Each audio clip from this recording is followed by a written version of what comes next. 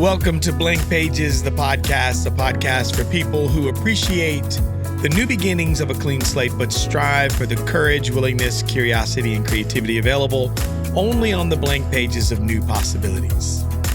It's the potential to move beyond and move forward where people are willing to make new decisions from fresh perspectives and are ready to write in a much better way. The world is waiting and nothing listens better than a blank piece of paper. Welcome to the show. My name is Tim Pecoraro and I'm your host. I'm swapping my spectacles. I have to swap them out. These are my computer glasses so I can see things better.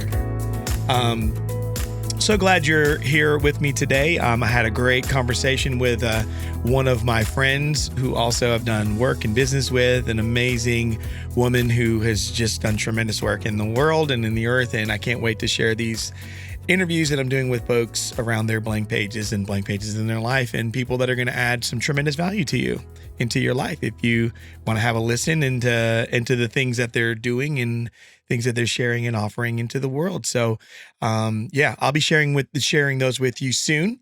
But thank you for listening and subscribing to the show. And you're obviously listening to it right now. And if you're there, just go ahead and click that like button. Go ahead and click it. Yes, like, follow, subscribe. I would appreciate that. So in Apple Podcasts, you can do it there. Spotify Podcasts, Amazon Music, as well as Substack. So you can search me all those places. Blank Pages. Any search in a podcast place, look for BL space NK, right? And then Pages, P space GES. So just drop the A and you are there. All right. Quick search feature.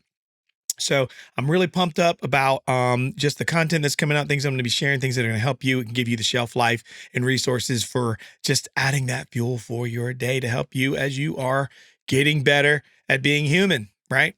So I'm excited about that.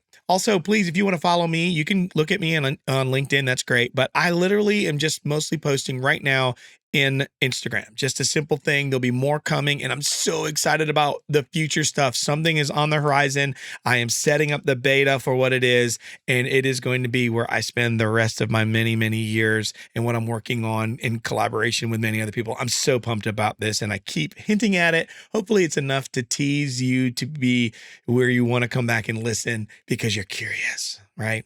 So, but you find me on Instagram at Tim Pecoraro. Go into the bio link, click there. You can find my newsletter, which I will be revealing all of this stuff there, but I'm also sharing some basic things like follow-ups on, what I've been talking about and the stuff that's coming. And the stuff that's coming is about to hit pretty hot and heavy, which I'm really, again, excited about. Again, another plug and tease. So, what I want to do, I want to jump into this topic that I want to get into today. It's just around how concern becomes worry, right? And then we spend our time creating worry. So we're concerned, but then from our concern, we create worry. And the reason we create worry, ready, is because we are creating worry through all of our just trying to make things happen for ourselves we create worry to fill the void where faith should be. So faith should be there, and I worry with my activities and everything, and I'm trying to put worry in where faith belongs. Now, here's the thing. Worry does not expand, okay? It can get bigger, but it doesn't have any substance to it. Worry is not substantive, okay?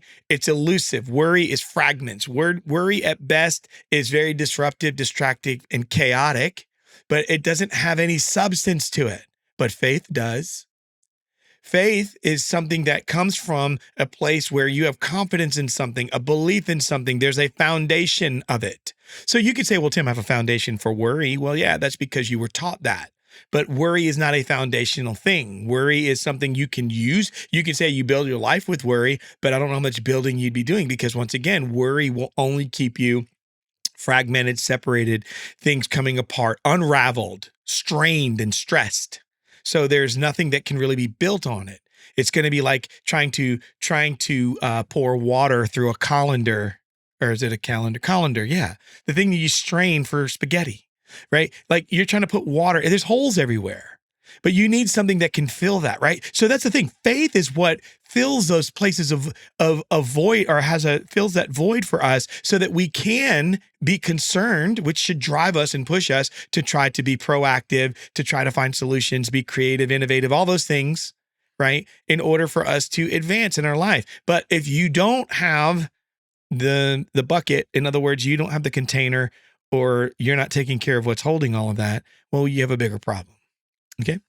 So why is this so important to me? Because I just see so many people not realizing that everything that they do every single day, they pretty much operate according to faith.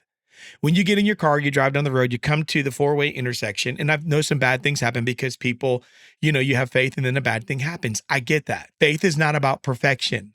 I'm trying to show you that every day, the best things in your life happen to you because of you living by faith, and you're not even thinking about it. You live daily by faith and you don't think about it. You open the door, you walk outside. If your car is supposed to be there, it's there. Typically, if someone hasn't stolen it, right? You didn't leave it somewhere.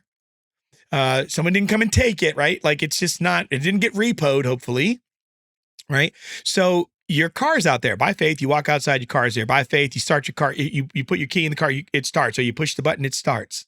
Right? If you do your job and you work and you put money in the bank by faith, you go to the grocery store, your card should work. All these things are evidence of faith. By faith, you follow the recipe book, you follow the instructions, and you should be able to say, this is that at the end of the cooking experiment. Right? We need to understand that every day we live, and believe it or not, we move in and with faith, yet we worry so much. Right? It's because we don't allow the faith that we use in the small thing to be what we need to be foundational for the bigger things. And it's because what we do is the small thing, it's okay. I'll get in my car to start because I expect it to, right? There's something there, becomes white noise almost. It just becomes a part of our day. It's baked in, and we just kind of assume all that works until it doesn't. And so let's just say the car that you're used to working when you start it, and now it doesn't work. Now you want to know, do you have faith that you can solve the problem? Right? Once again, so now you're concerned your car won't start. Does it turn into worry because you don't have the money? You turn into worry because you don't have a plan. You turn into worry because you don't know what to do because there's a lot of things happening. This is where we have to get into understanding that we need to recognize we have faith already. So now we need to continue to look for it in practical, everyday ways. And that's what I want to do. I just kind of want to put out there that you and I, believe it or not, we live by faith. Now, as a believer, that's important for me. And I'm going to set the tone and lay the foundation for it because for me, once again, faith is about a foundation of belief and trust. And so when it comes to me, the first place I want to start is with God, my relationship with God. So I believe that I have a God who cares for me and for you. That is my belief system. He wants to provide. He wants to help. He wants to guide. He is a creator for my life. So for me, because of that, I try to align this spirit, right? Which is what I am as a spirit. You are as a spirit in my belief. And we live in this suit. So what's interesting is people that resist that stuff. It's interesting that even the Police have a very popular song, right? We are spirits in the material. We're in a material world as spirits, right? So once again, the reason we try to fill the void where faith should be by creating worry is because we're spirits in a material world. And so all the material things beg for our attention, material things that shouldn't break in our mind because we spent good money on earning to get the thing that shouldn't break, but then it does, is disappointment. Then we're mad at the person because their warranty is trash or garbage, and just all the ways we once again move away from the faith we had to purchase the vehicle to the worry we have now to maintain it. And a lot of that has to do with just our behaviors and the things that we do or do not do. It has to do with the conditions sometimes that we're in and the places we get ourselves put. So the things that rock the faith that we need are typically things that you and I are doing, things that we do. Things that we do to maybe derail our future or our plans, or things to make it difficult for ourselves. It's kind of like you had faith to start on the project, you get going, but you also know that you struggle as a procrastinator. And so because you had faith to start, you start strong, but the procrastination comes in. So therefore now you're concerned about your procrastination and can you shake it? Next thing you know, the concern turns to worry. So worry gets you being busy, but you're not doing anything. You're just trying to fill where faith should be because you feel virtue leaking almost. You feel goodness leaving. You feel your word leaving. You feel integrity leaving. You feel value. You don't want that to be the case. You want to get the job done. But instead it's the worry. Worry is not a productive element, just kind of like multitasking to me. If you want to do deep work, don't multitask. If you want to really be close with people, stop trying to multitask when you're having a conversation. You got to learn to be present, right? So if I want to have good relationship with people, then what I have to do is, so I have to eliminate distraction. Distraction is like worry, is, you know what I mean, is against faith. Distraction is, to me, a weapon or some kind of kryptonite against presence. Okay. So we have to figure out, we live by faith already. We're present. You wake up every day, you're present. You're there already. Just like faith, you open the door, you take a step, you're moving in faith already. Let me give you just a couple of practical, everyday examples of faith-based decisions that you make, right? Online banking. If you're going to transfer money somewhere or send a wire, you get on, you figure it out, you log in, you figure out how your wire system works, wire transfer, or how you're going to send money. You could just use Venmo. When you get on Venmo, you say, I'm going to send this to somebody because they bought me pizza last night. Boom. Done. You trust it. You trust in in digital and automated processes for your life, knowing that technology was specifically designed to facilitate and secure your actions. So by faith, you Venmo someone money, and you could do it quick. And for the most part, you're not disappointed. Very rarely are you disappointed. So that's a good element to say, okay, I can trust in online banking. So that's going to help you in the future, especially the more we become more advanced. That's very helpful. That is very, very useful. Okay. So if we talk about that, now let's just move into this. If I can apply that now to a more complex area of my life. So if I can look at, say, for instance, I'm going to get into something a little bit more, maybe a little bit more challenging. We're going to do relationship management. So I'll just say making appointments, because I'm going to deal with like personal growth, professional growth, but relationships.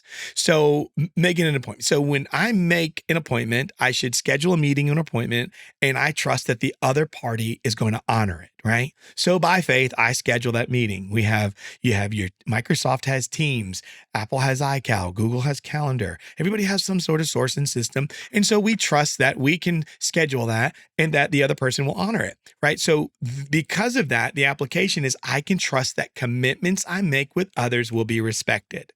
This is the application, fostering stronger relationships and collaboration. Right? So that is an everyday faith-based thing of how I put that to work. So if I want to do that, and I want to look at now, how do I apply that example to a more complex thing like a relationship to build? Well, here's the parallel. If I can schedule and trusting in appointments, then here's my action. I can trust in the time and the effort that I invest in relationships, believing that genuine connections will develop and strengthen over time. Do you see? I look at it differently. I leave no room for worry. Why? Because I understand the principle of faith. And here's the thing about faith. Without it, as a Christian, as what I'm taught, it's impossible to please God. If I'm without faith, it's impossible. Hebrews 11:6 will points that out. So in order to please God, I need faith. It's impossible to please him without it. But if I do have faith, it says that God rewards that. What it means is he honors the fact that I believe and trust in him. Therefore, the reward of it is good relationship, access to the relationship, access to all that I believe God has for me in my life, just like he does. Each one of you should have. Like it's available. He's available. It's available to you. Our Creator has made that. So it's impossible to please God without faith, meaning belief and trust in him, believing that he will provide. Faith, the evidence of things that I hope for, even though I cannot see them. That's what I mean. And so because that is a big void, it seems, it causes me to be worried or in concern or to fret or to be anxious. But here's the thing about this faith thing that even God, I feel, is asking us, or even the little movement down the road. See, the more I drive my car, it's like with my kids, the more our sons started driving, the better and more confident they got, right? They understand stuff. So they build their faith to the point where they have so much faith that they don't worry when they drive through an intersection. Now, what rocks it is if you run into an accident. So there are collisions and things that are disruptive to our faith models. But it's so important for us to get back to what faith really is in order for us not to worry every time we hit the intersection. All of us are driving in life, and I'm sure we have had a collision in an intersection in life. Somewhere, someone has hit you, you've hit them, something has happened. And sometimes you've recovered well, sometimes you haven't. So if we can just move that picture into real life, we have accidents, bumps, bruises, scrapes. All these things happen in intersections in our life. And that's why faith is so important. And that's why I want to put my time on this today. And so, again, you have to find what is the parallel. So whether it's navigating, right? You trusting a GPS to get directions to go somewhere. Well, a more complex thing in life is you're trying to grow. So just as you can trust a GPS for directions and navigation of unknown routes, what would be an action for you in a complex situation? Well, if you have a mentor in your life, if you have a coach in your life, listen to them. You have to open up, you have to do, and you have to allow yourself to be challenged. If you have parents, if you're a young person, you listen to them. If it's a teacher, an instructor, someone, a leader, listen to people and trust the guidance that they're giving you to help you navigate your professional challenges. Equally so, even personal challenges. So it's that simple. This requires you, but it only takes a tiny bit. And that's kind of the way I want to wrap this up. Faith is small. Faith, according to what I understand, faith is just a little. If I have faith the size of a mustard seed, it's a tiny little thing. That's all the requirement is. It's just a little bit. If I can get someone to believe just a tiny bit, just a little bit, because that's all we need to activate. And why do I know this? Because faith expands. Faith will swell. So I'm going to give you these 4 things that go with faith. And the first one is, yes, faith. This is about faith. I believe that you don't need much because faith is expansive. It fills things. It's like this sponge. When your life is dry and you're worried and it's just taking all the moisture out of your life and everything wet. And I know people hate words, whatever, but I just have to use the word. It's wet. The sponge, it's dried. And when it doesn't have anything, you have to wet it.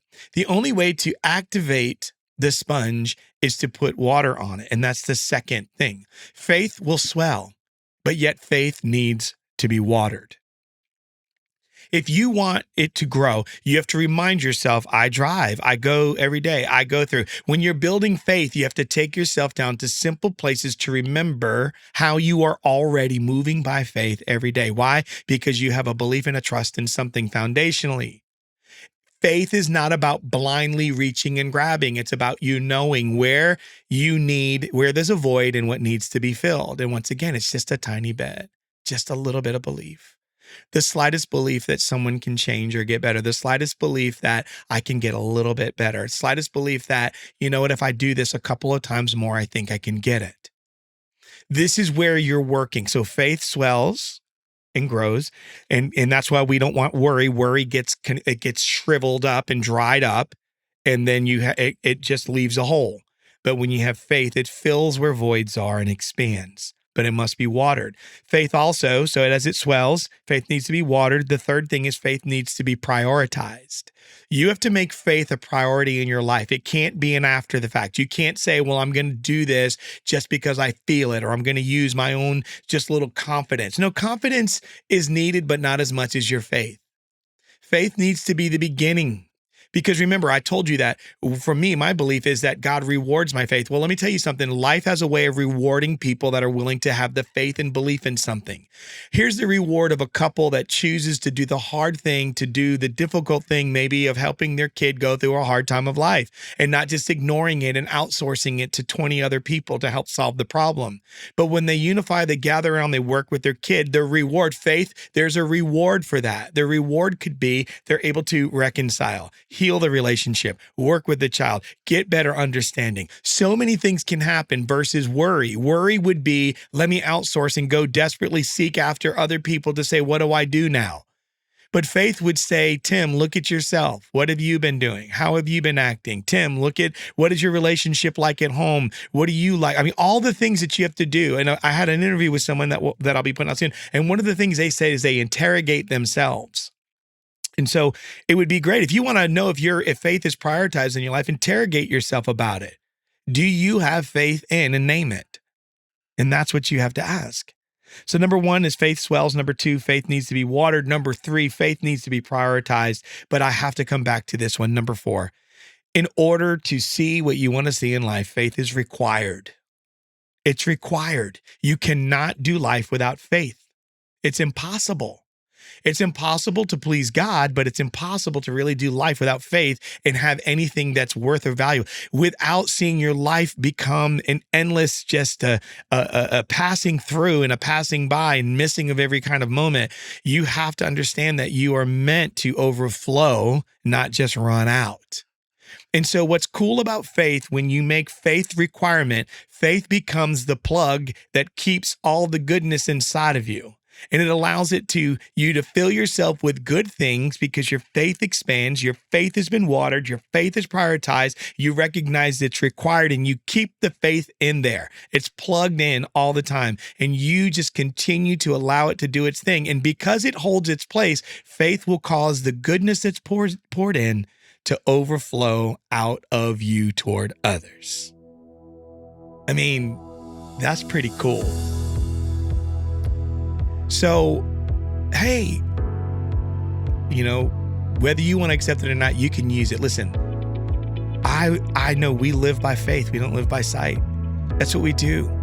Even when we're multitasking, even when we're on autopilot, we do that in faith. So why not? I challenge you, embrace faith. And I even challenge you to get curious. Well, Tim's talking about this guy or this person, God, Jesus Christ. I mean, I don't know your spiritual beliefs, but you need a true north. I have one. Find yours, because faith is required. I know who the author and the finisher of my faith is, and I'm embracing that, and I'm holding on to that every day, and I put that to work. So rather than being a dry individual who is shriveled up, what I'm doing is I'm asking for that water of when I read God's word, or the water of good relationship and talking with people, the water that comes from healthy engagement and involvement. That is what causes that faith, like a sponge inside of me, to not just absorb, but to swell so it can overflow and be saturated and fill any void. Don't be one filling the void of faith with worry. I want you to be one who literally activates faith.